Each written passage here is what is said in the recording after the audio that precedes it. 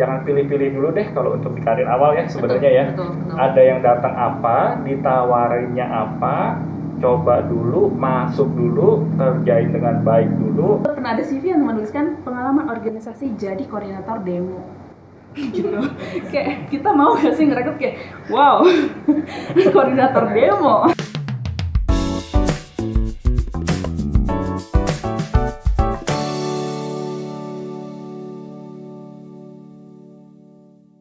Selamat datang dalam podcast You Think Podcast bersama saya Dian. Dan hari ini kita akan bahas sama-sama tentang serba-serbi dunia kerja. Mungkin topiknya sudah teman-teman sudah tahu ya, karena kemarin sudah sempat ada promosi via Instagram Stories. Dan pastinya teman-teman yang hari ini bergabung di sini sudah sangat penasaran nih terkait dengan kira-kira kita akan bahas apa sih. Nah, sudah bersama saya hari ini ada dua narasumber atau teman, kakak, panggilnya kakak. Ada Kak Gio dan Kak Felix. Halo Kak Gio dan Kak Felix. Halo, sore. Selamat sore. Sehat? Sehat, puji Tuhan. Puji Tuhan sehat. Tadi perjalanannya macet atau lancar? Lancar ya? Aman lah ya. Lancar karena mau memberikan sharing ilmu pengetahuan untuk teman-teman kaum muda bertumbuh, jadi berikan kelancaran hari ini. Oke. Mungkin saya sedikit memperkenalkan siapa sih sebenarnya Kak Gio dan Kak Felix ini.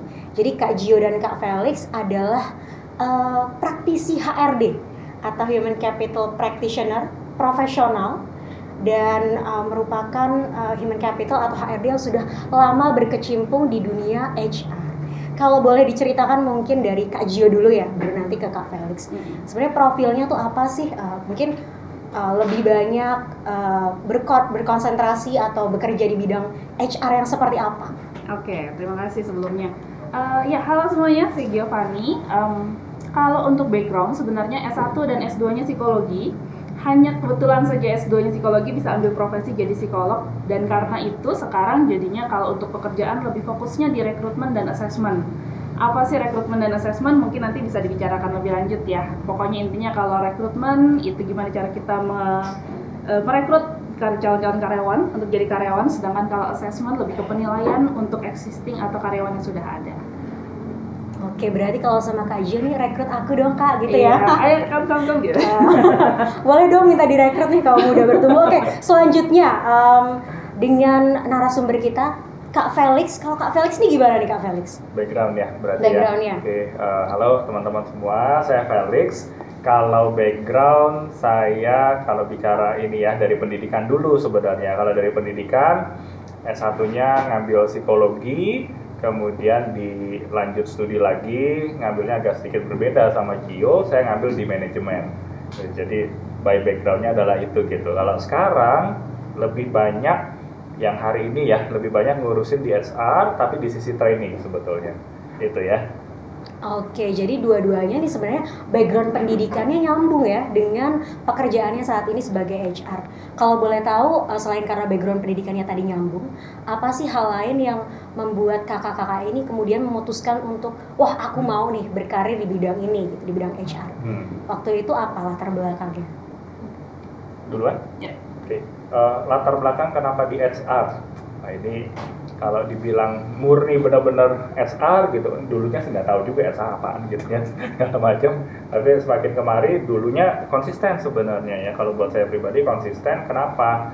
Karena tuh dulu pengennya di training memang. Jadi waktu awal karir banget, kayaknya asik deh jadi orang di bidang training. Tapi begitu sudah jalan, harusnya kan kita mikir untuk bisa ini ya, makin naik jenjang. Nah naik jenjang ini ternyata nggak bisa cuma fokus di satu bidang doang gitu, nggak bisa cuma ngurusin training aja. Dan akhirnya belajar deh tuh, belajar ngerekrut, belajar semua di bidang HR gitu ya. Nah, sampai hari ini ya puji Tuhannya terus menekuni di bidang training ya. Oke, kalau Kak Gio sendiri? Kalau aku kayaknya agak beda nih. Agak beda karena apa? Lebih karena kalau tadi Kak Felix bilang belum tahu tadinya HR-nya seperti apa. Kalau saya mungkin karena sudah melihat senior, sudah mulai ke HR, udah tahu nih bahwa paling nggak salah satu pilihan pekerjaan untuk lulusan psikologi adalah HR gitu. Cuma yang beda lagi nih, Kak Felix suka banget ngomong depan orang, ngasih training, ngasih materi gitu. Sedangkan saya itu prefer ya kayak gimana, ada nggak ya posisi HR tapi yang dengerin jawaban orang, dengerin nih keluh kesahnya orang gitu. Makanya lebih milihnya ke rekrutmen dan asesmen, apalagi selama kuliah kita belajar soal alat tes, soal interview, soal observasi, dimana itu kayak kok lebih menarik ya dibanding harus kayak bikin modul, kasih training, kayak gitu sih sebenarnya. Jadi dua-duanya ini bisa dikatakan mengikuti passion lah ya, mengikuti panggilan hati. Sepertinya saya cocok nih bilang ini. Kemudian akhirnya ternyata bisa sukses dikatakan di bidang HR ini. Oke, kalau tadi cerita tentang gimana cara menemukan pekerjaan yang saat ini ditekuni. Kemudian boleh diceritain nggak sih kakak-kakak, pasti kan dulu mungkin beberapa tahun yang lalu, waktu baru lulus nih pertama kali ini, bisa diceritakan bagaimana kisahnya sampai sekarang bisa bekerja di bidang HR gitu. Kemudian saat baru lulus bisa diceritakan tentang cari kerja tuh gimana sih gitu, supaya teman-teman yang ada di sini bisa tahu, mungkin yang belum lulus, yang masih kuliah, supaya tahu. Boleh diceritakan. Oke, ini ceritanya sebenarnya lebih kayak gini. Dari awal masuk dari awal cari kerja, lebih dari awal cari kerja udah tahu mau masuk rekrutmen. Oke. Gitu ya. Cuma kan dulu ya biasanya anak muda ya kan, baru lulus, wah kayaknya bidang ini keren nih, perbankan keren nih, atau misalnya manufacture keren nih gitu. Cuma kan dulu kan nggak tahu ya manufacture, lebih kayak wah perbankan keren, jadi semua bank di apply gitu, semua bank di apply, yang akhirnya bisa masuk ke salah satu bank swasta, jadi rekruter. Udah gitu kayak di situ pertama belajar lebih ke basic skill ya, kayak administrasi, sempet boring juga, kayak kok nggak maju-maju ya gitu. Akhirnya mencari kerja yang baru, yang lain yang kayaknya kok bisa kasih kesempatan untuk berkembang. Jadi yang tadi nggak cuma rekrutmen aja tapi ke assessment, mulai diajarin hal-hal teknis dan mulai sadar bahwa kalau kita mau berkembang itu nggak bisa ngandelin perusahaan, kita juga harus nge-push diri kita gitu. Makanya kenapa saya akhirnya memutuskan untuk ambil S2 gitu. Nah mungkin buat teman-teman juga nantinya gitu ya, jadi kalau yang namanya mau berkembang, mau berkarir tuh jangan ngandelin perusahaannya, tapi kita sendiri sebagai individu harus nge-push diri kita gitu sih. Oke, jadi good point ya tadi ya, jangan ngandelin perusahaan. Dan kalau misalnya tadi bisa flashback lagi, bisa jadi mungkin tempat pertama Kak Jo kerja itu nggak selalu jadi tempat yang langsung menyenangkan gitu ya, Kak? Betul. Banyak banget sih, harus ada prosesnya. Aku pindah ke berbagai bidang perusahaan sampai akhirnya di perusahaan sekarang dan mulai enjoy kayak oh ini nih tempat yang dicari nih, yang bisa kasih segitu banyak ruang untuk kita bergerak. Oke, karena biasanya ada yang baru lulus kemudian masuk kerja kayak aduh ternyata dunia kerja tuh berat banget ya, kenapa aku harus mengerjakan ini semua. Biasanya ada yang gitu sih. Betul. Jadi harus tetap jangan patah semangat, karena memang mungkin bisa juga overcome-nya kita pindah tempat atau di perusahaan tersebut tapi lihat opportunity ataupun kesempatan-kesempatan yang lain. Jadi kalau baru pertama kali kerja jangan putus asa gitu ya. Kalau Kak Felix gimana nih, Kak Felix? Dari awal ya berarti ya. Oh ini panjang. Kalau histori awal, ini saya bilang ini salah satu rezeki ya, salah satu berkat sebenarnya. Jadi kalau kantor awal sekali tuh nggak nge-apply sebenarnya, saya nggak apply.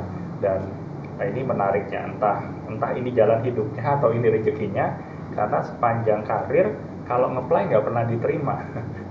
Ini lucu sih, nge-apply itu nggak pernah diterima. Tapi ya, pertama kali waktu itu ingat di salah satu company juga, itu ada teman waktu itu di dalam company itu, and then kemudian tawarin mau nggak coba gitu ya dari sana. Itu waktu pertama kali nge-apply langsung di bidang training, memang langsung di bidang training, jadi karir pertama di training. Terus kemudian sama kayak Gio ya, sebenarnya sempat pindah-pindah company tuh, pindah sini, pindah sana gitu kan, megang banyak hal, belajar banyak hal. Nah terakhir sampai sekarang balik lagi sebenarnya di dunia training gitu. Kalau history itu sih. Oke, kalau dari Kak Felix ini ada yang menarik juga. Jadi dia itu nggak apply atau nggak mendaftar, tapi justru dicari ya. Boleh dikasih tipsnya mungkin gimana caranya waktu itu bisa sampai di-hire duluan, didatengin nih? Kalau ngerefleksi ya, inget-inget lagi, termasuk sama yang terakhir ini ya, sebetulnya sama yang terakhir ini, sekarang ini di company yang sekarang, kayaknya yang jadi kunci itu adalah pertama itu reputasi ya. Reputasi itu nggak bisa bohong sih. Artinya ya kita harus konsisten gitu ya, kerjaan kita konsisten, dikenal baik, dikenal oke. Nah itu balik lagi gitu ya, itu akan balik lagi ke sana. Satu, reputasi. Yang kedua, kayaknya relasi juga penting deh. Jadi reputasinya jalan, relasinya harus ada gitu ya, relasinya harus ada. Kadang-kadang boleh ini kali ya, boleh tanda kutip bolehlah sedikit-sedikit malu-maluin sedikit gitu ya, gengsinya nggak perlu ada. Kadang-kadang sekedar say hi tuh ke teman gitu, gimana kabar, company lu gimana, ada tempat nggak, ada apa nggak gitu ya. Nah, kayaknya dua ini akan jadi kunci sih, reputasi kita sama gimana kita punya relasi ya sama orang ya, itu jadi hal yang ini sih dua ini. Berarti itu dibangun sejak dari kuliah ya Kak Felix ya waktu itu? Saya nggak berani bilang kalau apakah dibangun sejak dari kuliah gitu ya, tapi ya puji Tuhannya bahwa kemudian masih diingat sama teman-teman, itu jadi satu hal yang menyenangkan ya sebenarnya. Oke. Kalau tadi kita ngomongin pengalamannya dari Kak Gio dan Kak Felix ini kan lulus kuliah gitu ya. Nah, teman-teman kaum muda bertumbuh di sini juga ada yang belum berkesempatan untuk melanjutkan ke jenjang pendidikan yang lebih tinggi. Nah, kira-kira kalau seperti itu, potensi karir apa yang dapat mereka kerjakan? Boleh mungkin dari Kak Gio terlebih dahulu ya. Oke, terima kasih. Nah, ini untuk teman-teman muda yang memang belum berkesempatan untuk ke jenjang pendidikan yang lebih tinggi gitu ya. Jangan berkecil hati. Yang tadi balik lagi nih ke poin awal saya, bahwa kalau kita mau bertumbuh kita harus push diri kita. Dimulai dari apa? Jangan gengsi untuk cari bidang kerja yang memang sesuai dengan kita punya jenjang pendidikan, requirement-nya gitu ya, klasifikasinya gitu. Di perusahaan saya, kebetulan saya sekarang di perusahaan manufacture dan distribution gitu. Untuk teman-teman yang lulusan ke SMK, D3, D1 itu masih bisa tuh untuk kerja sebagai operator produksi, atau misalnya technical support untuk di warehouse, atau misalnya ada juga untuk sales kayak gitu sih. Oke, jadi kesempatannya sebenarnya luas ya. Luas banget, kerjaan-kerjaan yang operasional ya, kita bilangnya operasional. Atau misalnya untuk beberapa perusahaan mungkin untuk admin gitu masih bisa sih sebenarnya untuk yang kayak lulusan SMK gitu. Oke. Tadi ada admin ataupun technical. Iya, technical operator ya. Oke. Kalau dari Kak Felix sendiri? Kalau buat teman-teman yang berarti yang belum bisa kuliah ya, kita bilangnya ya. Saya yakinnya sampai hari ini kesempatan itu banyak loh untuk teman-teman ya. Untuk teman-teman tuh banyaknya luar biasa. Saya pernah punya pengalaman di satu company itu industrinya outsourcing. Outsourcing tuh kalau di Indonesia kan apa ya? Penyedia tenaga kerja gitu ya, penyedia tenaga kerja, jasa penyedia tenaga kerja. Nah di outsourcing atau di jasa penyedia tenaga kerja ini teman-teman banyak sekali loh, dan memang requirement-nya yang dipersyaratkan tuh nggak setinggi itu. Lulus SMA bisa, lulus SMK bisa, lulusan SMP bahkan bisa sebetulnya ya, lulusan SMP juga bahkan bisa gitu. Jadi kesempatannya cukup banyak juga nih sebenarnya, dan rasanya ini kalau boleh ini ya, boleh sharing, salah satunya adalah yang paling penting adalah gini, jangan pilih-pilih dulu deh kalau untuk di karir awal ya sebenarnya ya. Betul. Ada yang datang apa, ditawarinnya apa, coba dulu, masuk dulu, kerjain dengan baik dulu, baru deh habis itu kita sambil mikirnya yang tadi kayak Gio bilang, sebenarnya yuk gimana akhirnya kita bisa berkembang. Tapi ada loh di situ loh ininya ya, kesempatannya ada di sana. Jadi ada poin penting, jangan pilih-pilih dulu ya teman-teman. Yang penting kerja dulu gitu ya. Benar, yang penting. Betul. Tadi ada yang menarik juga Kak Felix sampaikan terkait dengan outsourcing. Jadi sebenarnya outsourcing itu apa sih Kak? Mungkin kalau teman-teman KMB di sini belum begitu familiar dengan istilahnya. Outsourcing ya. Saya pakai analogi ya, pakai cerita ya. Jadi misalnya kalau ini kita di rumah terus kan setiap hari kita butuh makan, butuh masak gitu kan. Kadang-kadang kita mikir, aduh kayaknya kalau beli ke pasar nggak ada waktu deh, nggak ada yang bisa ngerjain lagi gitu ya. Udah deh bayar orang untuk bantuin kita buat beli ke pasar. Nah ada nih perusahaan yang nampung, yang nyediain orang-orang untuk itu jasa nyediain beli ke pasar, itu outsourcing, gampangnya gitu. Tapi kalau di industri gitu ya, atau di perusahaan, atau kita lihat kok di banyak tempat kayak di mall, kayak di pasar, kayak di mana ada kerjaannya apa, misalnya kayak satpam, satuan pengamanan gitu ya, security kita bilangnya. Kemudian ada teman-teman cleaning service ya, teman-teman cleaning service. Terus kemudian kalau di gedung-gedung yang tinggi tuh ada orang yang naik turun bersihin gondola men ya. Nah, itu juga masuk di outsourcing. Kemudian ada juga, ini kayaknya pada sering ya, saya nggak tahu seberapa sering, kita suka pesan tuh online, tangtung, ya kan, ada yang tukang bungkusin paketnya, nah itu outsourcing semua. Jadi cukup banyak sebenarnya ya, sampai ke kayak misalnya SPG, sales yang jualan handphone, itu outsourcing juga. Gitu, jadi seluas itulah outsourcing. Oke. Dengan requirement yang harusnya bisa dipenuhi oleh teman-teman yang berlulus SMA, SMK, atau bahkan SMP ya. Atau bahkan SMP. Gitu. Jadi jangan putus asa nih teman-teman. Kalau belum berkesempatan untuk melanjutkan ke jenjang pendidikan perguruan tinggi. Nah, kalau tadi kita sudah ngomongin kira-kira pilihan pekerjaannya untuk teman-teman yang lulusan SMA, SMK ataupun SMP, kira-kira kalau menggunakan yang tadi outsourcing tadi, istilahnya yang pihak ketiga gitu ya, itu teman-teman kaum muda bertumbuh ini tetap bisa punya karir nggak sih, Kak Felix, kalau ikut yang outsourcing tadi bekerja di bidang? Oke, ini pertanyaan menarik ya, punya karir atau enggak.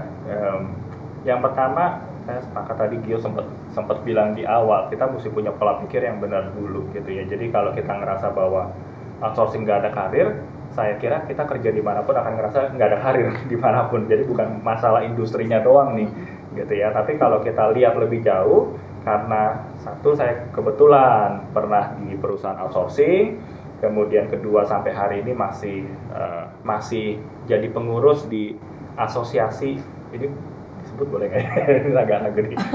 Asosiasi yang mengurusi satpam lah, gitu ya. Saya masih aktif juga di asosiasi, jadi kenal betul dengan industri ini, gitu ya. Satpam misalnya, dia punya jenjang karir nggak? Saya bilang punya loh. Gitu ya. Kita jangan ngelihat yang sekedar jaga gitu di toko, di mana ada satpam gitu. Itu titik awal saya bilangnya ya. Itu titik awal. Nah, dari satpam yang jaga itu kan sebenarnya ada pemimpin kelompoknya nih. Ini yang kita sebut dengan, kalau di kita, komandan danru, ya? Komandan regu danru. Tapi yang rasanya juga jarang kita pahamin adalah teman-teman, untuk dari satpam menjadi danru itu ada pendidikannya loh.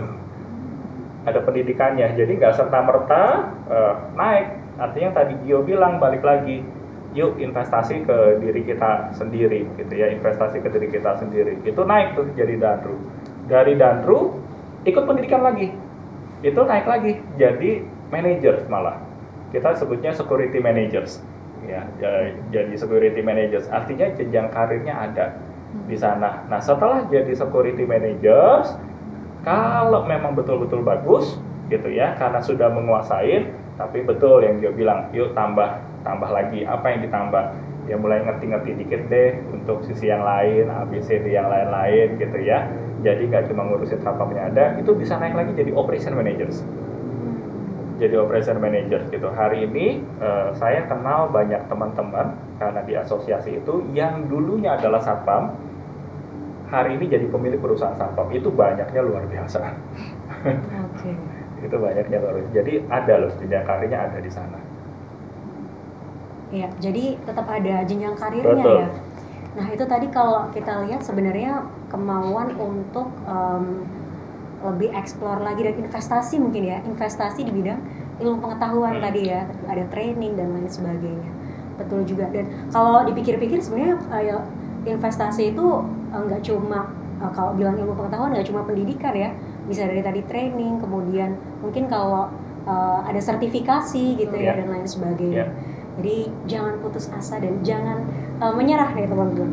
Oke, kalau tadi kita sudah bicara tentang jenjang karirnya, kemudian kalau misalnya dari teman-teman kaum muda bertumbuh pengen apply setelah lulus SMA, SMK gitu ya, pengen apply di suatu perusahaan, itu kira-kira tips and triknya apa sih kakak-kakak biar diterima biasanya untuk yang lulusan SMA SMK gitu ya?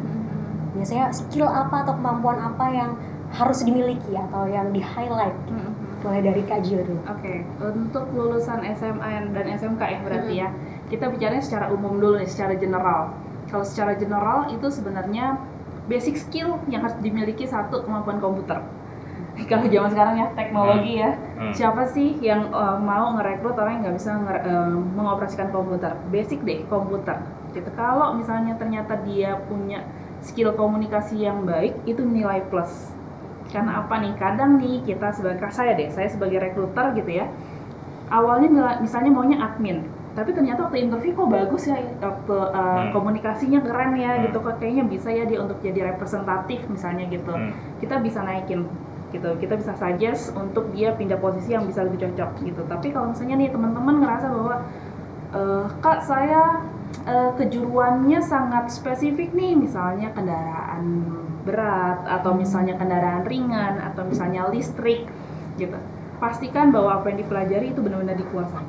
Karena kan kalau anak-anak teman-teman yang sekarang SMK kalau nggak salah tetap harus ada PKL ya. Betul. Sebelum lulus, betul ya. Betul. Nah, kalau misalnya dapat tempat PKL yang cuma minta teman-teman untuk bikin kopi, fotokopi, itu sebisa mungkin inisiatif untuk minta kerjaan lain, gitu ya. Maksudnya kerjaan lain yang seperti apa, yang sesuai nih sama bidangnya gitu. Kalau dia bagian mesin, masa iya sih cuma bikin kopi, kan kayaknya cuma nih 1-3 bulan dia PKL gitu. Ya, lebih ke situ sih sebenarnya. Jadi modal yang dia pelajari, modal yang teman-teman pelajari itu benar-benar harus dikuasai sih. Utamanya tadi ya komputer ya. Kalau komputer tuh biasanya Word gitu ya Kak. Betul. Excel, Word, Excel itu aja deh dua itu. Kemudian juga ditambah dengan kemampuan berkomunikasi. Oke, kalau dari Kak Felix nih ada tips and trik tambahan? Ini kita untuk teman-teman yang SMA SMK ya berarti ya. Kalau tips and trik tambahan kalau dari saya simple sih. Satu, punya kemauan belajar apapun itu. Punya kemauan belajar apapun itu. Kadang-kadang karena saya tadi ya bukan dari sisi kacamata kayak Gio karena yang merekrut gitu, saya lebih ke pengalaman kali ya dasarnya gitu ya, ke pengalaman. Jadi ya itu mau belajar apapun gitu ya. Kadang-kadang simple deh kayak cleaning service ya misalnya ya, petugas cleaning service itu kan kalau dulu sih kita masih pakai apa itu namanya pelan alat ngepel ya, alat ngepel. Tapi sekarang kan ngepel udah nggak pakai alat begitu lagi, kayaknya udah nggak ada sapu ngepel, kayaknya udah pakai mop yang lebih elektronik gitu ya.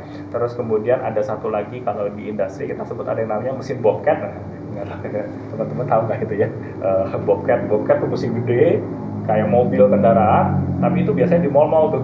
Ya sama fungsinya buat ngepel, sebenarnya buat ngepel juga. Nah, ya, belajar banyak hal yang kayak gitu ya. Yang tadi Gio bilang kalau bisa nguasain komputer, wah itu jauh lebih bagus. Kalau bisa nguasain bahasa Inggris, wah makin lebih keren loh, makin lebih keren. Jadi mau belajar itu satu untuk bidangnya dia pastinya ya. Yang kedua adalah mau belajar yang bukan untuk bidangnya dia, apa tadi komputer, bahasa ya, bahasa yang gitu-gitu deh gitu ya, hal-hal kecil. Dan ya paling enggak itu sama inisiatif kali ya gitu ya. Inisiatif artinya kalau ngelihat tahu itu bukan kerjaan kita tapi ya kita lakuin gitu, mulai dari situ dulu sih harusnya ya. 3 inilah yang jadi bekal dulu deh. Ada tambahannya inisiatif ya. Ya ini memang perlu ya untuk semuanya, nggak cuma yang lulusan SMA, SMK, semua lulusan ya, inisiatif itu memang kuncinya sih. Oke. Kalau tadi kita sudah ngobrol untuk teman-teman kaum muda yang lulusan SMA atau SMK. Nah kita beralih lagi nih, kalau di KMB ini range-nya memang luas. Jadi ada yang juga baru lulus kuliah S1 ya kita katakan di sini. Nah kira-kira kalau untuk teman-teman yang baru lulus S1 itu boleh dibagikan juga tips and triknya apa sih biar memikat hati HR gitu.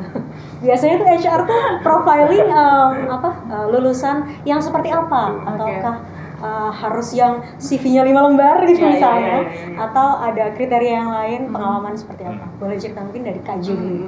Jadi kalau S1 kunci pertama supaya dilirik. apply sesuai dengan bidangnya.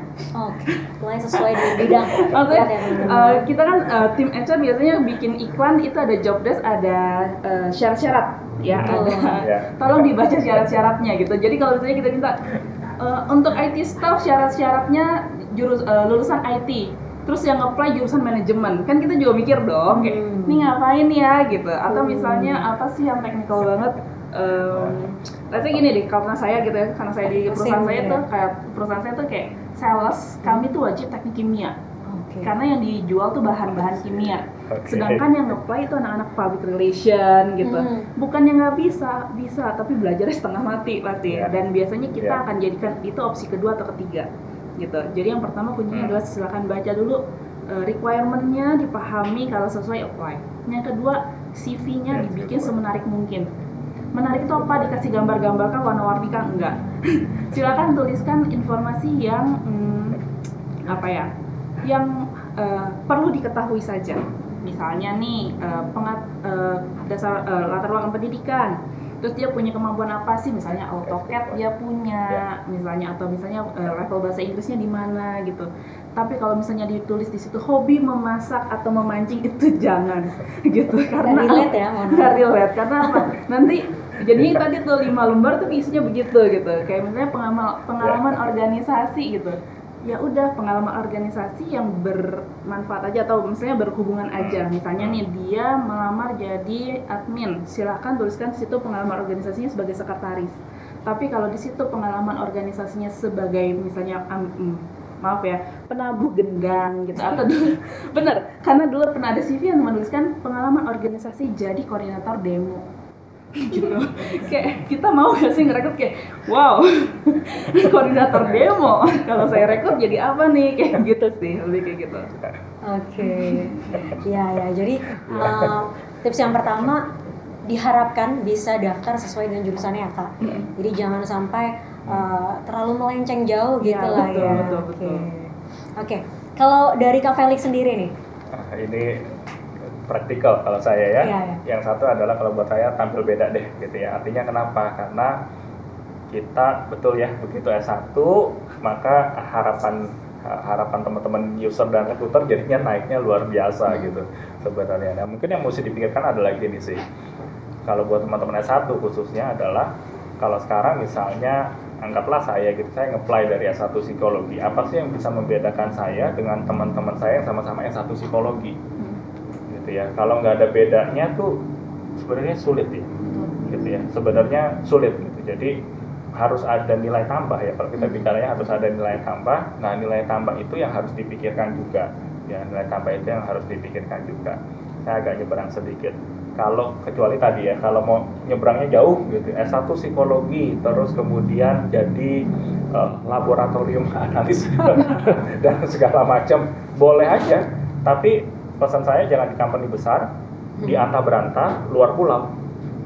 Itu ada kemungkinan masih bisa. Betul. Ada kemungkinan masih bisa gitu ya. Contoh misalnya mau jadi mana, analis laboratorium di pulau terujung yang namanya kita nggak pernah dengar gitu. Itu bisa jadi diterima loh. Karena memang di sana sedemikian susah cari tenaga kerja yang sangat qualified gitu ya, yang sangat sesuai dengan persyaratannya. Tapi kalau mau kita bertarung di kolamnya yang ada sekarang gitu ya, hampir pasti kita bilang di Pulau Jawa lah ya, hampir pastinya di sana gitu ya. Coba deh dipikiran, kira-kira apa sih yang kita bisa berikan nilai tambah supaya benar-benar jadi pembeda kita dengan yang lainnya gitu ya. Itu kayaknya perlu dipikirin deh buat teman-teman yang satu. Oke, ya. Jadi sekali lagi tetap harus relate gitu ya. Nah, ini menarik nih. Ada kalau kita lihat di sosial media biasanya HR itu suka mencantumkan gini, fresh graduate tapi pengalaman kerja 2 tahun. Betul. Sering dengar ya 1 atau 2 tahun. Nah, Iya. kira-kira untuk menghadapi iklan-iklan lowongan seperti itu sebenarnya gimana sih? Atau kita tetap apply aja kalau misalnya kita baru lulus dan belum pernah bekerja, atau seperti apa? Silakan, mungkin boleh dari Apply sih. Apply Tetap aja. apply. Ya? Karena apa? Kenapa kami menuliskan itu? Karena memang itu terbuka. Oh, Gitu. oke. Walaupun mungkin jadinya opsi kedua atau ketiga, tapi tadi balik lagi, masukin ke CV apa informasi yang kita butuhkan. Misalnya di situ dibutuhkan misalnya cari accounting preferable yang memiliki sertifikat FAC certified untuk accounting gitu. Mhm. Ya kalau misalnya memang pernah punya atau misalnya brevet A, brevet B dituliskan di situ. Punya brevet A, brevet B. Jadi kan kita sebagai recruiter pun melihat ya, wah fresh graduate nih, tapi dia punya sertifikat ini. Ya itu pasti akan menang dibanding sama yang punya pengalaman 1-2 tahun tapi kerjaannya begitu dibaca cuma admin. Kayak Oke. gitu. Jadi kalau saya pesan, kalau misalnya selama di situ tertulis open for fresh graduate, silakan apply. Oke, jadi selama ada tulisannya open for fresh graduate, Iya. silahkan apply ya, Silakan meskipun apply. kadang ada 2 tahun, 1 tahun, Iya. nggak masalah. Oke, kalau dari Kak Felix ada mau yang ditambahkan? Kalau kita sih biasanya pintu paling depan rekrutmen ya. Jadi kalau dia bilang udah enggak di awal, kita nggak bisa ngapa-ngapain. Oke. Oke, tapi tetap bisa apply ya, nggak Bisa, masalah. bisa. Yang penting dituliskan yang relevan dengan apa Ya. yang di-apply. Oke. Apply. Kayaknya dari tadi kita ngomongin udah dari awal profil, terus kemudian ngomongin teman-teman yang lulus SMA, SMK, S1, udah haus ya. Udah mulai kering Udah ya. mulai kering ya di sini. Nah, di sini kita udah disupport juga nih sama, kalau nggak salah coba saya izin lihat dulu, ada coffee namanya kepikiran ya, mungkin dari kepikiran ya, silahkan boleh diambil. Aduh, thank you. Kepikiran ini adalah kopi buatan kaum muda juga ya kalau nggak salah. Jadi silahkan nanti kalau ada kaum muda ataupun teman-teman KMB yang punya brand dan mau dipromosikan, boleh banget langsung kontak ke Instagramnya KMB Nasional, silahkan. Nah ini ada kopi Kira, nanti akan dikasih tahu ya kira-kira kalau mau pesen kopi ini bisa kontak ke siapa. Nah, kalau nggak salah untuk acara podcast ataupun event kita ke depan nanti juga akan ada acara-acara yang membahas terkait dengan entrepreneurship. Jadi teman-teman yang mungkin Mbak Dian, saya kayaknya nggak pengen jadi karyawan, saya maunya jadi pengusaha, bisa join di situ ya. Dan juga bisa sekalian promosi produknya via kaum muda bertumbuh. Boleh dicoba dulu? Boleh. Oke, Sambil sambil minum ya. Thank you ya. Ngopi yuk daripada Ngopi kepikiran. daripada kepikiran ya, daripada kita kepikiran berkarir kayaknya kok susah Iya. gitu. Oke.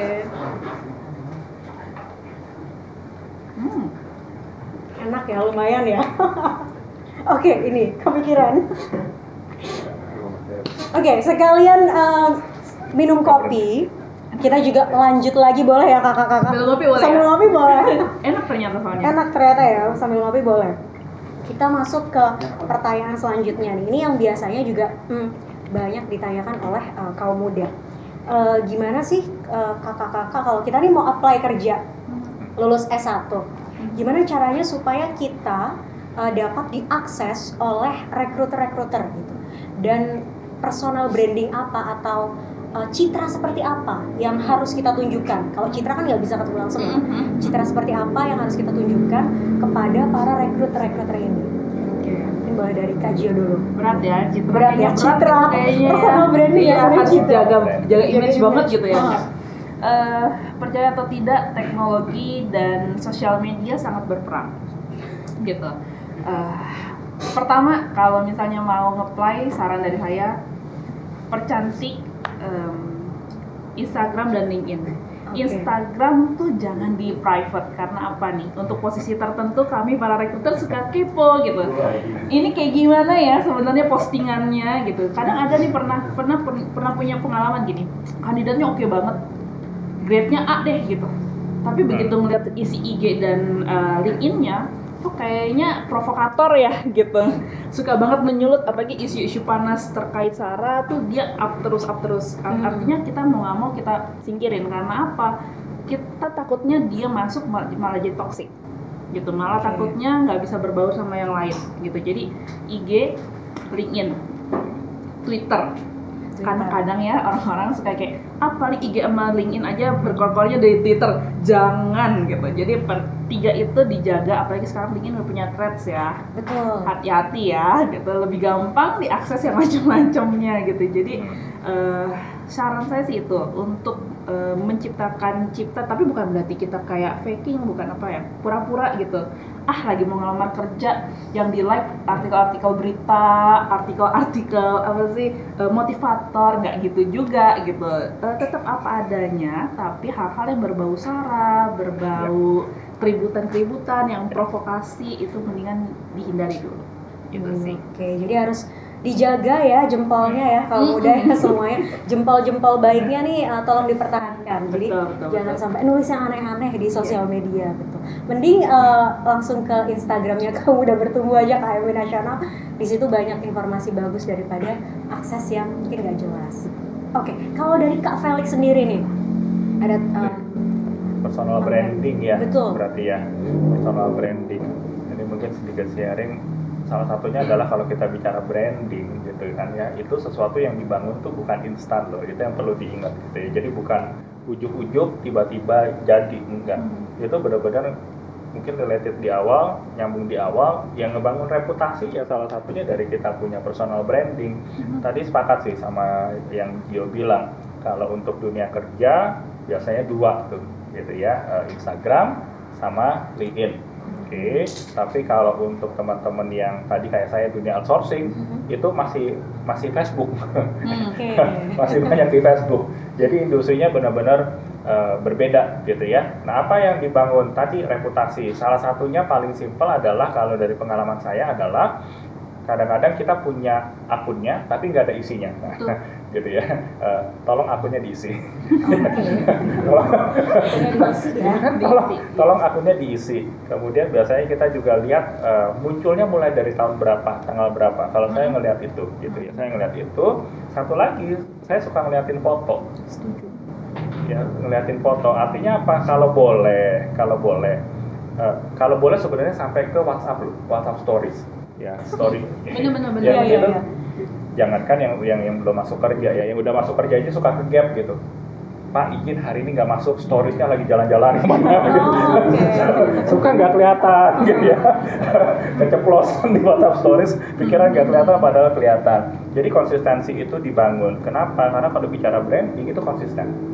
Bicaranya adalah konsistensi. Salah satunya adalah foto. Artinya apa? Punya profile picture, foto yang bagusan sedikit, dipasang di semua sama.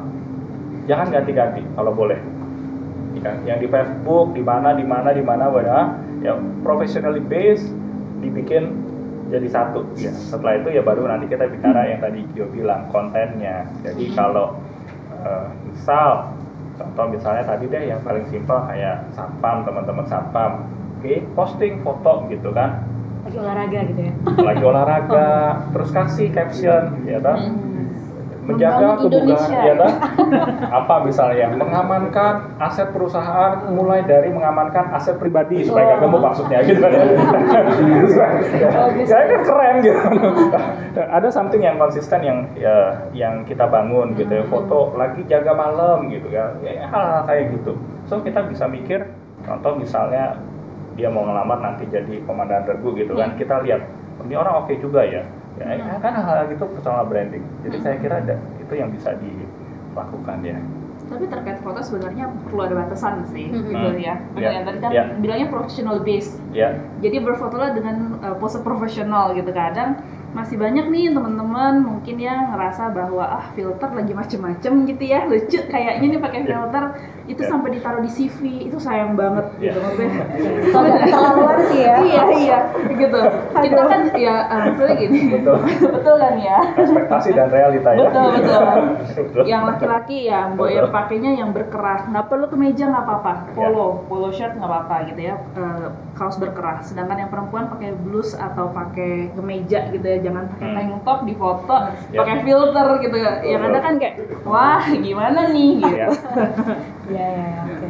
Nah, kalau boleh probing lagi nih ya, sebenarnya berapa persen sih dari tadi personal branding yang ditunjukkan, kemudian akhirnya menentukan decision atau keputusan karyawan ini akan calon kandidat ini akan saya rekrut atau tidak gitu. Berapa persen? Kalau ngomong persentase mungkin sudah hampir ke 40 ya, karena itu jadi saringan awal. Beberapa user, beberapa calon atasan gitu ya, biasanya akan minta IG account-nya apa. Mereka akan lihat dari situ. Sedangkan kalau dari kami kan biasanya ngelihat dari LinkedIn, karena di LinkedIn kan ada reference. Reference dari orang-orang sekitar ya, bahwa si A nih bagus teknik ininya, teknik itunya gitu. Itu sih. Sedangkan yang di tahapan akhir yang tadi saya bilang, jadi memang ada kandidat yang akhirnya oke banget, pintar banget, tapi nggak jadi direkrut karena isi medsosnya gitu. Jadi sangat berpengaruh ya, sampai 40%. Kalau dari Kak Felix sendiri? Ini kok rasanya saya yang kejam ya saya. Kejam. Saya bilangnya bisa 70-80%. Kalau saya bilangnya. Kenapa? Karena branding itu kan bukan, kalau buat saya pribadi ya, bukan cuma sekedar sosial medianya, tapi apa yang ditampilkan juga di CV itu sebenarnya. Jadi ketika CV-nya ngomong, saya orang yang pintar, yang banyak teman, and then cross check sosial media, nggak ada temen gitu ya. Introvert ya. Followersnya kosong, followingnya lebih banyak misalnya gitu ya, itu kan kita bilangnya bertentangan ya, Ju ya. Jadi profilnya kok bertentangan. Cuma gara-gara itu aja bisa di-drop sebenarnya ya. Cuma gara-gara itu aja bisa di-drop. Ya, lebih ke situ sih. Oke, jadi betapa pentingnya personal branding ini ya, terutama kalau sekarang kita bicara di sosial media. Oke. Nah itu teman-teman, makanya dari sekarang mungkin bisa mulai dibangun personal brandingnya. Jangan terlalu banyak galau lah ya di sosial media. Oke. Kalau tadi kita sudah bicara tadi tahapannya dari mulai baru lulus kemudian cari kerja ya. Kalau untuk teman-teman yang sudah dapat pekerjaan, baru masuk karyawan baru, itu kira-kira apa sih yang sikap apa yang dapat dilakukan gitu ya, supaya bisa nanti lulus probation, kemudian diangkat jadi karyawan tetap? Mungkin dari Kak Jo dulu. Saya dulu, oke. Balik lagi ke awal ya, inisiatif dan kemauan belajar. Karena beberapa perusahaan, termasuk perusahaan saya, itu salah satu indikator dia lulus probation atau tidak adalah dia lulus dari presentasi. Jadi kami biasanya memberikan ada materi dalam 2,5 bulan harus mempelajari apa saja. Dia harus belajar di mana dari semua listnya itu mungkin ada kerjaan-kerjaan atau hal-hal yang di luar pekerjaannya dia. Kenapa kita tetap tuliskan di situ? Karena kita mau lihat seberapa inisiatifnya sih si karyawan baru ini untuk cari informasi dari sekitarnya, gitu ya. Nanti dari situ presentasi pun ada panelisnya gitu ya. Nanti setelah itu biasanya ada indikatornya nih, product knowledge-nya berapa, skill-nya berapa, attitude-nya berapa gitu ya. Kompetensinya secara technical maupun yang soft kompetensi berapa gitu. Jadi udah ada penilaiannya. Jadi inisiatif dan kemauan belajar. Dan satu lagi sih, jangan keburu cepat bosen kalau ternyata dalam 3 bulan pertama itu kerjaannya itu aja. Karena percayalah yang namanya karir itu nggak cuma 1 bulan 2 bulan jadi gitu ya. Misalnya masuk sebagai staff, nanti lulus probation berharap jadi manajer, yang nggak ada gitu ya. Kadang kan anak-anak muda sekarang kan gitu ya, kayak belum lama ini saya interview pun gitu, kayak ini kamu di perusahaan ini baru 6 bulan kenapa gitu, kok udah mau cari yang baru, soalnya nggak ada jenjang karir Bu. Tahu dari mana gitu. Baru 6 bulan? Iya, baru 6 bulan saya nggak dapat apa-apa nih, kayaknya saya nggak bakal jadi supervisor, kayak baru 6 bulan ya, oke gitu. Gitu sih. Jadi percayalah bahwa semuanya ada prosesnya, dan yaitu kalau kita terlalu menuntut tapi tidak berkaca ke dalam diri, kayaknya agak susah. Iya, jadi harus percaya pada proses. Betul. Proses ini. Sabar. Harus banyak sabar. Sabar, karir itu tidak dibangun dalam semalam. Oke, kalau dari Kak Felix nih, atau Bahan? Yang probation ya. Betul. Supaya lulus dulu di probation. Saya sepakat sih tadi, percaya pada proses gitu ya. Kalau saya berdasarkan pengalaman adalah jangan mikirin akan lulus probationnya atau enggak. Jangan mikirin itu. Kenapa? Karena kadang-kadang kalau kita mikirin aduh lulus atau tidak, justru kita punya kinerja malah nggak oke loh sebenarnya. Karena kita terlalu mikirin hasilnya dapat atau enggak. Saya prefer tadi, percaya pada proses. Artinya apa? Udah, lakukan yang paling baik, lakukan yang paling oke. Kalau memungkinkan berikan lebih dari apa yang diminta. Gitu ya, berikan lebih apa yang diminta. Perilakunya apa sih? Contoh misalnya ya, ini yang simple. Kalau jam kerja 8, biasa jam 8 sampai jam 5 gitu ya. Datang 8 kurang 2 menit. 5 kurang 2 menit udah beres-beres gitu ya, Bu. Ada come on gitu ya. Kadang-kadang kita ngeliat dari hal-hal kecil kayak gitu loh. gitu ya. Kita ngeliat dari hal-hal kecil kayak begitu. Jadi yuk, ya paling enggak itu gitu ya. Itu yang mesti kita pegang sih. Jangan pikirin hasilnya, percaya aja sama prosesnya, lakukan yang terbaik di prosesnya, berikan lebih daripada yang diminta gitu ya. Berikan lebih tapi bukan apa yang di otak bahasanya petakilan, pecicilan gitu ya. Bukan yang petakilan sibuk sampai ngurusin urusan orang lain, enggak juga gitu, tapi benar-benar ya produktif, betul-betul jalan, betul-betul dapat gitu ya. Jadi istilahnya gampang deh, kalau hari ini diminta untuk menyelesaikan 10 artikel, kasih 15 artikel, sesuatu yang lebih dari apa yang diminta gitu ya, dengan kualitas yang tetap bagus. Udah itu aja. Oke, bahasanya extra miles ya, jadi melakukan lebih daripada yang diminta. Oke. Nah, dari teman-teman KMB, Kaum Muda Bertumbuh yang sudah join via live Instagram, kalau mau mengajukan pertanyaan silahkan boleh diketik di kolom komentar, nanti akan kami bacakan. Kita beralih ke pertanyaan selanjutnya nih, kakak-kakak. Kalau tadi kan sudah ngomongin lolos probation, misalnya sudah lolos probation, sudah jadi kartap, kemudian wah saya mantap nih, sepertinya saya akan menjadi perempuan, misalnya wanita karir, atau akan menjadi berkarir gitu ya, akan berkarir sebagai karyawan gitu. Kira-kira bagaimana sih supaya kaum muda ini bisa punya jenjang karir? Bagaimana cara menentukannya, bagaimana melihatnya, apakah ada tips and trick tertentu? Silahkan. Oke, kalau sudah lulus probation ya, yang pertama adalah jangan lengah. Kadang udah lulus probation, udah mulai enak, udah mulai kayak udah tetap nih, udah aman gitu posisinya ya, padahal belum tentu. Siapa tahu nanti ada anak baru lulus probation, dia nyalip gitu ya. Jadi yang pertama adalah jangan lengah, tetap belajar, tetap kasih yang terbaik. Yang pertama itu. Yang kedua, kalau ngomongin soal jenjang karir, set target dulu. Set target mau kemana nih sebenarnya? Karena jenjang karir di perusahaan kan nggak harus lurus ya. Bisa ke samping kanan, bisa ke samping kiri gitu. Kita set target, banyak sharing sama yang sudah lebih berpengalaman, entah itu dengan atasan atau dengan teman-teman yang lebih senior. Tanya tipsnya apa sih yang diharapkan. Misalnya tahu bahwa satu level di atas kita kosong, tanya sama atasan, Bu, Pak, kalau misalnya saya mau naik ke situ, apa ya yang harus saya kerjakan, apa ya yang jadi targetnya saya nih. Biasanya dikasih clue, oh kamu harus bisa menyelesaikan ini, kamu harus punya project ini, kamu harus punya project itu gitu. Itu yang selanjutnya, yang kedua. Kemudian setelah dapat itu apa, jangan overwhelm dengan bilang bahwa oh saya pasti naik. Balik lagi tuh, kalau Alex tadi bilang kan, wah saya pasti lulus probation, jadi nggak kayak gitu, tapi benar-benar bekerja sesuai dengan yang apa ya, jadi standarnya gitu. Oke. Kalau dari Kak Felix?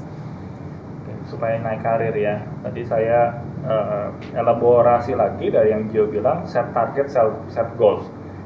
Nah, ini berkaca dari pengalaman saya pribadi sebetulnya ya. Ketika saya masuk company pertama kali di karir yang paling bawah, betul-betul dari staff, itu saya sudah mikirin 10 tahun lagi dari semenjak saya berkarir awal itu akan jadi apa. Karena itu yang ngedrive tuh. Karena saya ada target tertentu yang buat diri saya sendiri, saya harus nyampe gitu ya. Termaksud sebenarnya bicaranya jabatan. Jadi awal biasa lah ya, standar ya, habis lulus kuliah masuk, udah ngeset tuh umur berapa saya harus jadi manajer, umur berapa saya harus jadi direktur. Itu saya punya target-target tertentu. Kenapa? Karena balik lagi, tadi Gio udah bilang juga di awal, kita nggak bisa sepenuhnya bergantung sama kita punya company loh, tempat kita kerja sebenarnya. Karena itu di diri kita kok, ya itu di diri kita. Karena kita yang tentukan kita mau maju sampai sejauh mana sebenarnya. Jadi ketika itu dijalankan, saya cerita waktu saya di training ya, jadi training staff, karena punya tahu nih 10 tahun lagi mau jadi apa, salah satunya tetap di dunia training, maka itu udah ngeset, benar-benar nyisihin tuh dari gaji bulanan, ada masanya, ini lucu lah kalau pada masa itu, belajar yang namanya pakai gel, belajar zaman itu apa, celana chino ya kan, zaman itu celana chino, joget. Jadi pada saat itu saya punya berbagai macam warna celana, mulai dari hitam, coklat, merah, etc. Kenapa? Karena itu bagian dari saya ngejar goal saya loh sebenarnya. Karena kan kalau istilahnya kita ngarepin dari company gitu ya, oke, supaya jadi makin bagus, company beliin dong saya celana, company tolong dong kursusin saya, itu rasanya nggak akan sih. So tapi sepakat, set the goals, kita mau kemana, itu yang kita kejar, itu yang benar-benar kita kejar. Tapi balik lagi, ya kita dipromosi atau enggak itu bukan di bagiannya kita loh. Ya, kita dipromosi, dinaikin, karirnya naik ada atau enggak itu bukan di bagiannya kita. Tapi saya cukup percaya kalau prosesnya kita benar, harusnya hasilnya benar. Kalau prosesnya benar, hasilnya benar. Mungkin satu lagi kali ya, yang namanya naik karir di perusahaan itu bukan berarti dari staff jadi supervisor, atau dari supervisor jadi manager, atau dari manager jadi director misalnya. Karena banyak jenjang karir itu nggak ada begitu gitu ya. Nggak ada tangga hierarkinya nggak ada. Bisa jadi subur hidup jabatannya sama, tetapi secara wewenang ya bisa bertambah terus gitu. Nah, Horizontal ya. Iya, itu yang perlu dilihat juga. Oke, jadi nggak selalu harus set target sebenarnya manajer ya. Kalau misalnya mau jadi CEO gitu nggak juga ya. Yang penting harus lebih ke kalau tadi ke kompetensi yang ada di diri kita ya, yang harus dikejar. Ya, kalau boleh sedikit ini ya, tambahin ini jokes dikit ya. Kalau zaman sekarang mau jadi direktur gampang, kumpulin duit sampai 6 juta, ya kan, datang ke notaris buka PT, ini jadi direktur. Bisa jadi direktur. Langsung itu. Ya. Jadi harus lihat kompetensinya bisa nggak nih jadi direkturnya. Oke. Nah, sini kalau dilihat ada pertanyaan juga dari Kak Fajar ya, dari Instagram Live. Saya bacakan dulu ya. Cara menghadapi interview biar gak grogi gimana Kak? Nah ini balik lagi nih. Kebetulan di sini nih Kak Gio nih hobinya jadi memang menginterview orang ya. Gimana nih Kak Gio? Gimana ya? Sejujurnya kami para interviewer pun kadang masih suka grogi. Jadi jangan ngerasa bahwa gini, wah mau diinterview nih yang interviewernya dewa, belum tentu teman-teman. Kami para interviewernya pun kadang masih grogi, masih kayak, wah ini ngerti nggak ya kandidatnya dengan pertanyaan yang disampaikan gitu. Cuma kalau untuk teman-teman yang mau apply untuk interview, tips paling kuno tapi mutakhir adalah belajar ngomong depan kaca. Gitu, belajar ngomong depan kaca. Ngomongnya apa? Informasi basic deh, perkenalan diri. Karena kadang kalau misalnya dari perkenalan diri kita udah mulai ke belakangnya biasanya akan tambah grogi. Tapi kalau perkenalan dirinya bisa disampaikan dengan santai, dengan pede, itu biasa kami interviewer pun akan lebih melunak biasanya kayak oke, gitu. Jadi cara nanyanya pun akan berubah gitu. Jadi belajar untuk ngomongin hal-hal yang berkenan dengan diri, yang tadi juga sekalian eliminasi informasi-informasi yang tidak diperlukan gitu. Nanti coba cari gayanya, misalnya nih biasanya ngomong pakai gue lu, ya dirubah kan nggak mungkin pakai gue lu gitu ya kan. Pakai aku kamu, kadang kami interviewer pun agak terganggu dengan aku kamu gitu. Kami biasa prefer dengan kata saya gitu. Jangan nyebut nama juga, kayak biasa ngomong sama pacar ya, ngomongnya apa kabar hari ini? Ya Gio baik-baik saja, nggak gitu, tapi ngomongnya pakai saya gitu. Lebih kayak gitu sih, itu hal yang penting. Kemudian apalagi ya, banyak baca tentang tips-tips interview. Biasanya udah ada bocoran tuh, pertanyaan apa sih yang biasanya dipertanyakan.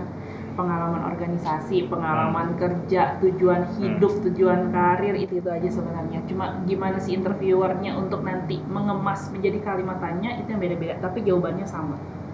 Oke. Ya, kalau dari Kak Felix? Hampir sama sebetulnya, cuma kalau saya boleh dijadiin satu kata, ya dasarnya adalah persiapan gitu ya teman-teman. Jadi persiapan termasuk yang tadi bilang, persiapan sebelumnya, sampai hal-hal kecil gitu ya. Jangan kurang tidur. Kenapa? Karena kalau kurang tidur kayak saya pagi-pagi ditanya suka nggak nyambung gitu kan, bisa jadi teman-teman juga kayak gitu.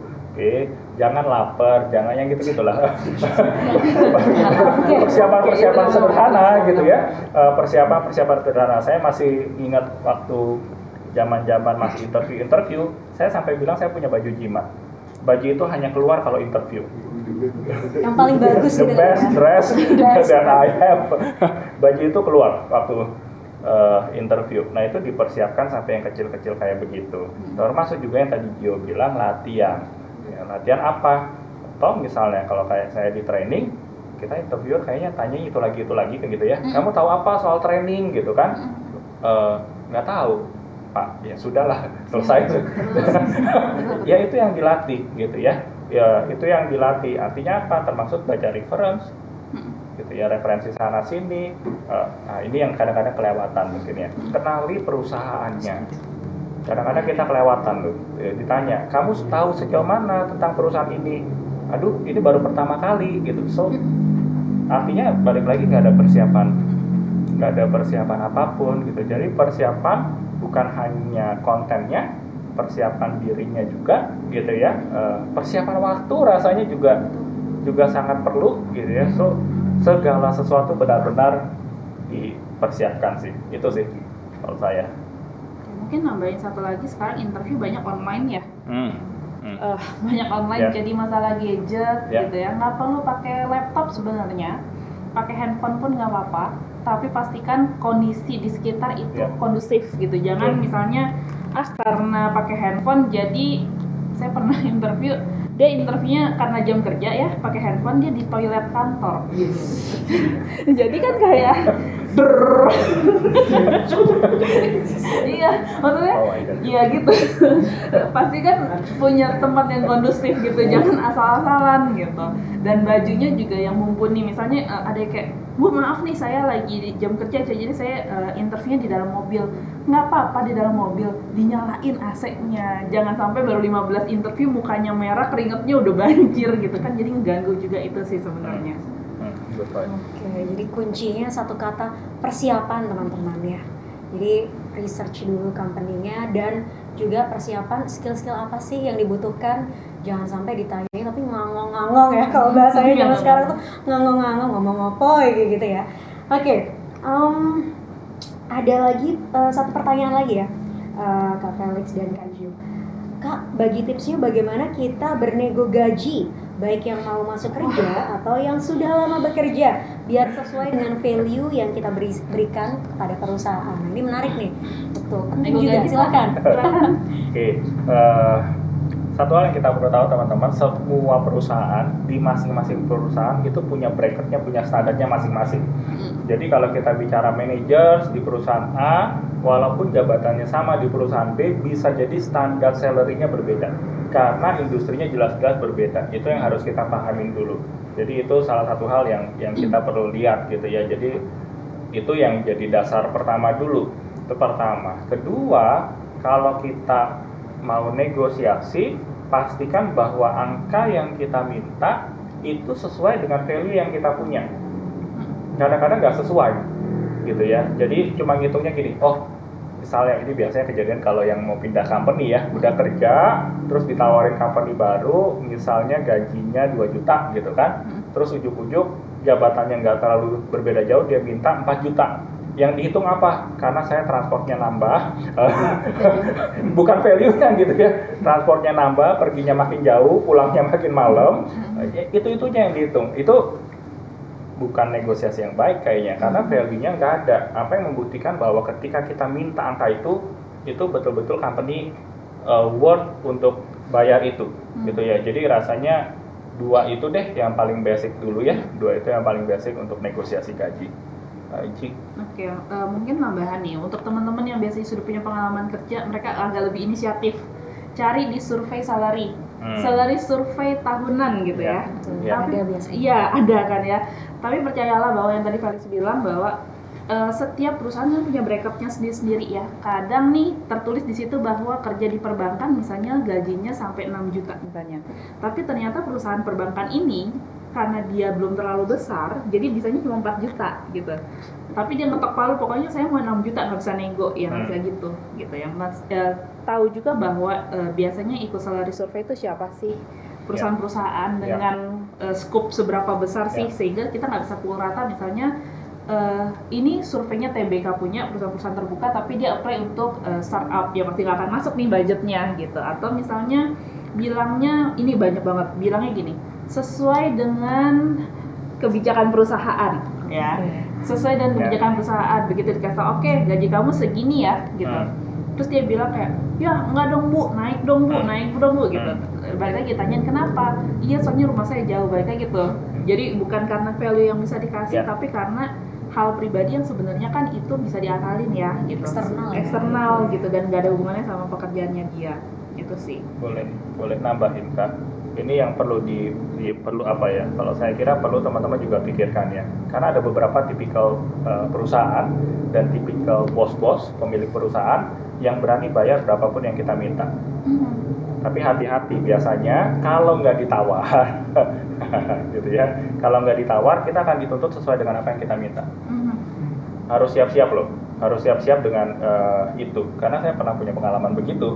Waktu di satu pekerjaan minta berapa diteken nggak ditawar gitu, tapi yaitu berarti ya perlu mempertanggungjawabkan dengan apa yang kita minta. Kadang-kadang kita berani minta tapi nggak berani bertanggung jawab untuk apa yang sudah kita minta. Nah, itu perlu dipikirkan juga sih ya, saya kira ya. Ya pasti ekspektasi itu mengikuti dengan gajinya ya. Ekspektasi dari pemberi kerja. Oke.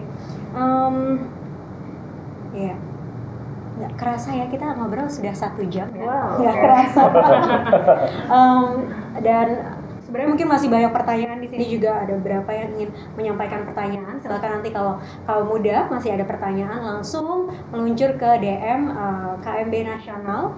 Silakan dapat bertanya di situ, nanti pertanyaannya dapat disampaikan ke 2 narasumber kita hari ini. Oke, mungkin terakhir nih ada pesan untuk teman-teman KMB yang sedang menyaksikan live kita hari ini. Pesan apa nih? Pesannya nasi goreng. Pesannya nasi goreng. minta sponsor kopi. Pesan untuk meniti karir gitu, meniti karir. Kira pesan untuk meniti karir ya, pesan untuk meniti karir. Karena tadi kita bicara saya bilang dua karakteristik yang berbeda gitu ya, artinya ada yang S1 dan non S1 gitu ya, gampangnya gitu kan.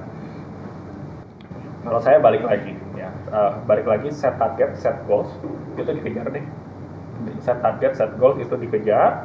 Kemudian ya kita belajar juga jangan melihat dengan siapanya yang kita bekerja. Kadang-kadang kita udah pokoknya kekeh harus dengan perusahaan brand ini. Betul. Gitu ya. Kekeh saya bilang ya kan. Enggak tahu bahasa apa. Bahasa Jerman.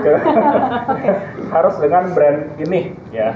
Padahal kadang-kadang kesempatan itu kita diketuk pintunya bukan dari brand itu loh. Yang seringkali kita lewatkan ya. Jadi apalagi kalau yang baru-baru awal, saya bilang argonya masih panjang. Ya, argonya masih panjang. Artinya apa? Semakin banyak ruang buat kita membuat kesalahan untuk dimaafkan. Karena kalau harganya udah bertambah, sangat sulit dimaafkan kesalahan-kesalahan kita kalau di office sebenarnya ya. Tapi yang argonya panjang, ya mulailah dengan itu, take the process, ambil prosesnya, jalani dengan baik, do the best, dah. Oke. Dari Kak Jip, ada tambahan? Paling lebih ke ini. Lihat peluang yang ada di depan mata. Satu itu gengsinya dikurangin gitu ya. Kalau lulusan S1 jangan berpikir bahwa saya bisa langsung dapat 2 digit gitu ya. Jangan malu kalau misalnya ternyata ditawarin baru UMR gitu. Percayalah bahwa semuanya mulai dari nol. Pun kita kan jalan nggak bisa langsung jalan kan, ngerangkak dulu gitu kan ya. Jadi kalau misalnya UMR dulu ya udah diterima gitu kan. Toh kan perusahaan juga pasti ngeliat dong kita bisa kasih apa nih buat perusahaan, dan perusahaan nggak akan kasih nggak akan membuat yang kita punya itu kayak sia-sia, nggak akan ambil gratisan lah gitu ya. Jadi dikurangin gengsinya, pekerjaannya benar-benar syukur-syukur udah tau passionnya di mana. Kalau nggak tau passionnya ya udah dicoba, nggak ada salahnya, tapi tolong jangan terlalu kucelak gitu ya, loncat sini loncat sana loncat iya keteloncat, jadi malah nantinya bukan perusahaan yang bingung tapi teman-teman sendiri yang bingung sih maunya kerja seperti apa. Oke, luar biasa sekali. Boleh kita tepuk tangan bertiga? Tepuk tangan untuk obrolan kita hari ini. Terima kasih Kak Gio dan Kak Felix. Hari ini obrolan kita sangat insightful ya, sangat bermanfaat. Semoga apa yang sudah kita sampaikan, yang sudah kita obrolkan sama-sama hari ini dapat memperkaya pengetahuan kaum muda dan juga membuat kaum muda tetap bersemangat. Untuk yang ingin berkarir sebagai karyawan, tetap bersemangat. Dan tentunya kita akan bertemu di podcast-podcast berikutnya di You Think Podcast. Saya Dian, terima kasih dan selamat sore. Dadah. Dah.